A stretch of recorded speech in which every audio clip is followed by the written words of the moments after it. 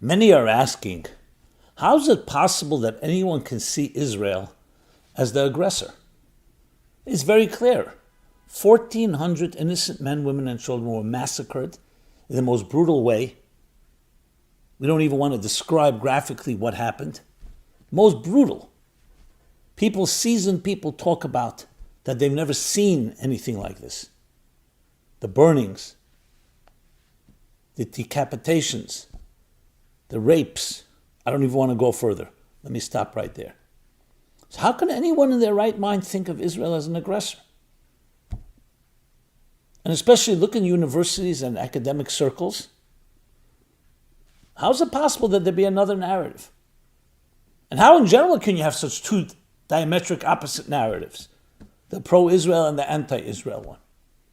So yes, there's been a certain sympathy for Israel due to these murders, the hostages, the literally war crimes and savagery that we've witnessed. But still, there's so many that just have a different narrative. How is that possible? We live in like two different parallel universes? So let me share with you something. And it won't surprise you once you hear the ideas behind this.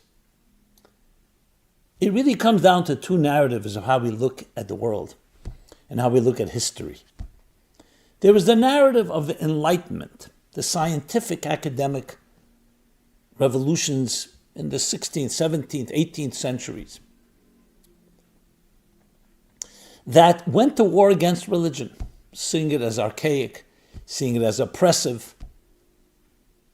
We don't need God. We can explain it all through science. And when you take that narrative, and especially you speak about the 19th, 20th century, so the narrative goes like this. The Ottoman Empire was defeated, the beginning of the 20th century, by the British, by the Allies. They divided the Middle East that was controlled by the Ottomans. And then the British had sensitivities to the Jews and gave them the Balfour Declaration, ultimately a state. And thus the Jews are occupiers because you had Arab natives living in Jaffa and in Tel Aviv and in Jerusalem and all of Israel, modern day Israel. That's the narrative. The Jews are the oppressors. The Jews are the occupiers. And slowly they built on the back, expelling and displacing all the Arab Muslims that lived there. That's the narrative of the modern world. If you only heard that, it sounds like, okay, maybe it's like the Americans displacing the Indians, except the Americans killed all the Indians. And the Jews didn't kill all the Arab Muslims. I'm not saying that in any positive or negative way, just making a statement. So now we have this confrontation. You're the oppressors. You're the occupiers. That's what you hear. And so many people buy into it. There's one small problem, small quote unquote, one big problem. That's just creating a certain bubble type of, we'll call it echo chamber narrative. There's a whole other narrative. Let's go back in history. You go back in history, the narrative turns around completely. The Bible, the best-selling book, the basis of all major religions, including Christianity and Islam, makes it very clear. A promised land was promised to Abraham, and then to his son Isaac, and then to his son Jacob. And the Jewish people who descended from them went into Egypt, everyone knowing that they would come back to the promised land. But the Canaanites and the others occupied the land. And when the Jews finally came back after a terrible genocide, Holocaust, and slavery, we don't want to give it to you, it's not yours. But the Jews owned that land. Abraham bought it. It wasn't just promised. He insisted on purchasing it so no one should ever have any claims. So they had to unfortunately go to some war after 40 years in the wilderness. After 210 years in bondage, they finally came back home. And the Jews settled the land. Quick, short history. Then they built the first temple, King David. The different kings that led. There's the king of the Israel, the kingdom of Judah, the kingdom of Israel. And then came the Assyrians who destroyed the kingdom of Israel. and then the Babylonians who destroyed the first temple and exiled the Jews yet again. But they came back 70 years later, and they rebuilt the second temple. And they were there for 420 years. The first temple stood for 410 years. So it continues the history of the Jewish people with their center and their capital and their temple right there. Undeniable. This is historical facts. Then came the Romans and destroyed the second temple and exiled the Jews yet again. When you go to the tunnels under Jerusalem, you could even see how the Romans did everything possible to try to erase history. Because when Herod built the second temple, it was on a mountain. So he had to build a platform. It was a whole feat of architecture to make it balanced, that they can build a building on it, the structure. They tried to destroy that platform, but you couldn't completely destroy it, so you see it. And they exiled the Jews. And this time for thousands of years. But Jews always trickled back to their homeland. And always prayed to the east. And always in hundreds of our prayers, literally daily, that we shall return to Jerusalem. We shall turn next year in Jerusalem. I mean, this is all historical facts. You can look into it. Don't take my word for it. Research it yourself. You take that part of history, you suddenly realize that was all cut out. So then who were the occupiers?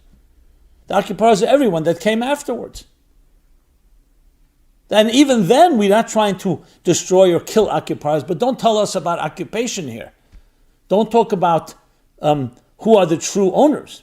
And indeed, the first commentary of Rashi, the classic Rab Shlomo Yitzchaki, 1,000 years ago, writes a commentary. Why does the Bible, the Torah, begin with God created heaven and earth? Why doesn't it begin with mitzvahs? The first mitzvah. The Torah is about laws. The first mitzvah is sanctifying the moon, blessing the moon.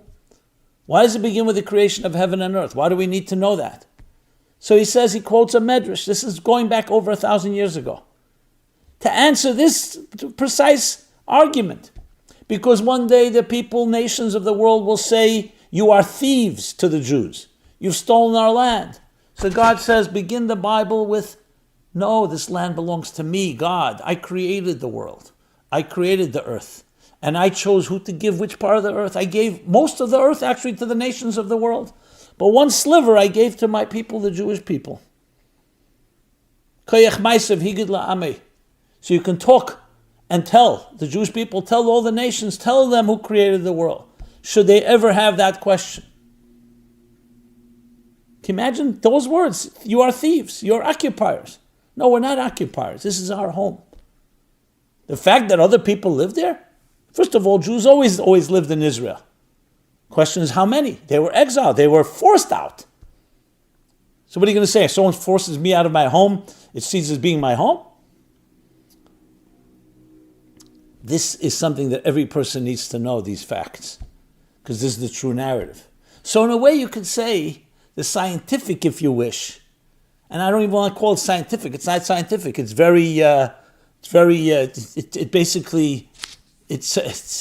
self-selecting. It's called selective history to make your case, to make your story. Yes, if you begin from the 20th century and you say, hey, Jews never were here in Israel, it all started then, that's one narrative, but it's a false narrative. I would go a step deeper. When you take an academic approach and you cut out God from the picture, you're missing the most important point. This is the promised land. This is the holy land.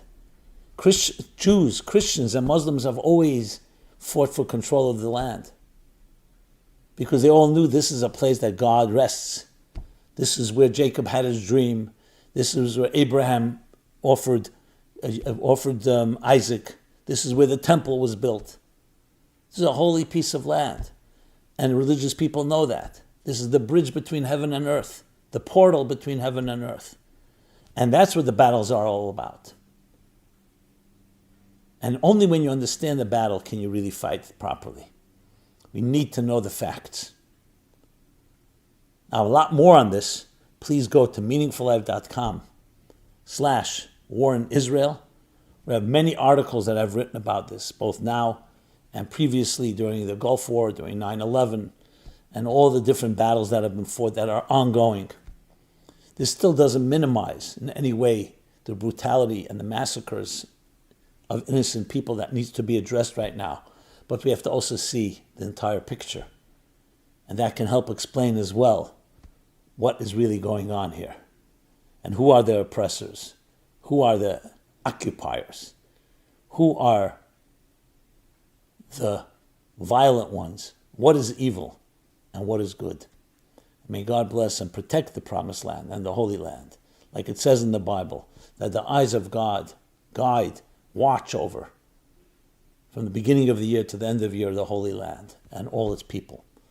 We should be blessed with global and personal redemption and peace.